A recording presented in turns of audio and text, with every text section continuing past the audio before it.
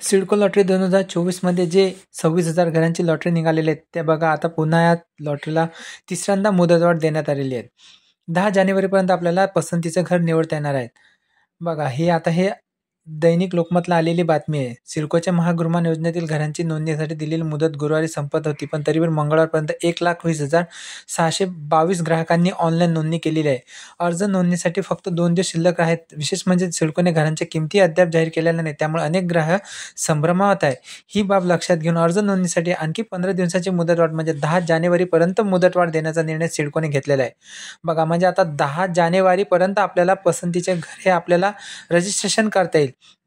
जे 26,000 घरांची जी जाहिरात निघालेली आहेत, जसे की खारघर, वाशी, मानसरोवर, खांदेश्वर, तळोजा, खारघर, बामणडोंगरी, उल्वे असे इत्यादी प्रकारच्या घरांच्या लॉटरी निघाल्या आहेत. त्यामध्ये आतापर्यंत 1,20,622 ग्राहकांनी अर्ज करण्यात आलेले आहे.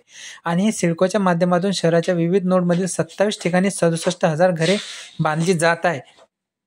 या योजना 11 ऑक्टोबरपासून सुरुवात झाली, त्यामुळे ऑनलाईन नोंदणी करण्यासाठी मुदत ही 11 नोव्हेंबरपर्यंत होती.